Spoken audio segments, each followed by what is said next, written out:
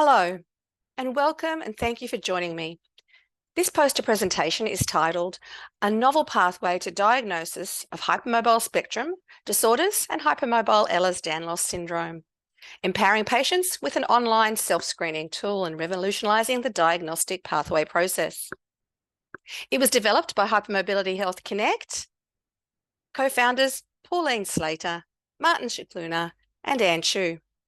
I'm Pauline Slater, and I'm the clinician, physiotherapist, and a researcher based in Adelaide, Australia, working both nationally and internationally in the Ehlers-Danlos hypermobility syndromes and comorbidity space.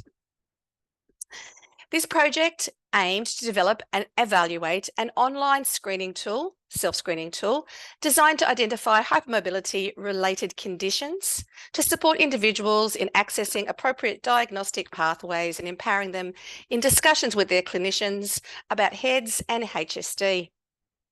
We all know that obtaining a diagnosis for these conditions is often prolonged and challenging. Research shows that in the US and the UK, it's up to 10 years to get a diagnosis, with the diagnostic time in Australia being over 15 years.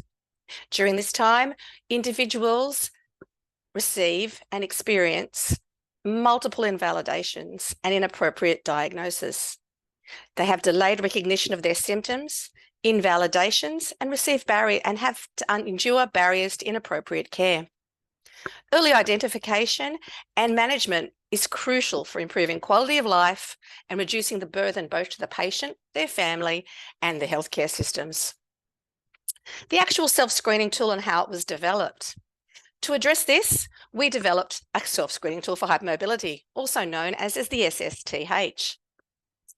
It helps individuals identify hypermobility-related symptoms and conditions to access that appropriate care. It uses automated software automation, and branching logic to provide personalised summary reports. It's designed to empower users with self-understanding and support self-advocacy.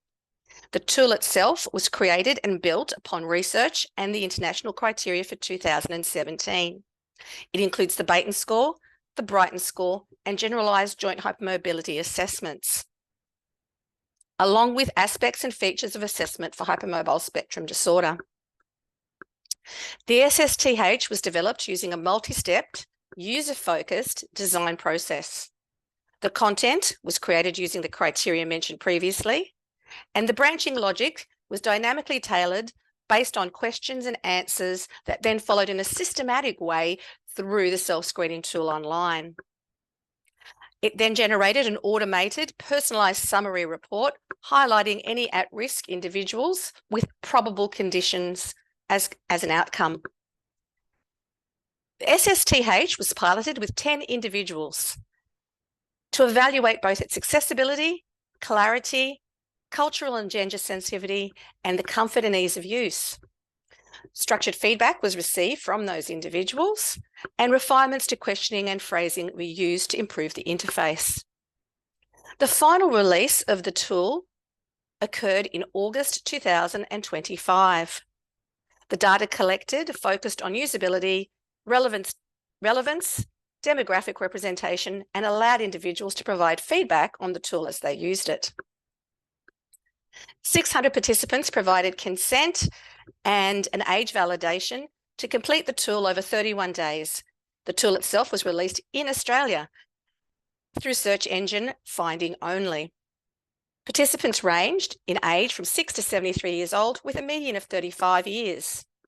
Gender representation reflects that which we often see in the clinics and in the research, with 91.5% of those, as you can see from the slide if I move across, being female, and other genders were represented in the actual study. Preliminary screenings revealed that 248 individuals actually had probable HEDS. And to be very clear, this is not a diagnostic testing tool, this is a screening testing tool. 190 had probable HSD, 124 had probable HSD and other conditions and or comorbidities, and 34 resulted in probable other conditions without joint hypermobility. The most exciting result was that 87% found the test extremely easy to use, reported that it was simple and straightforward, which indicates a strong potential for adoption across more diverse age groups and populations. The uptake of the screening tool, with the 600 individuals participating just through simple search engine application, shows that people across the lifespan are trying to look for answers for symptoms in the hypermobility space. So the SSTH, the self-screening tool for hypermobility, is the very first of its kind online self-screening tool for hypermobility, HSD, and HEDS. It provides a first step for individuals seeking answers about their symptoms, and it is research-based and research-informed. And so hopefully that will promote informed conversations and empower individuals when they seek answers for their symptoms with their clinicians. It will also provide clinicians with information as to where next to go to get information to support their patients.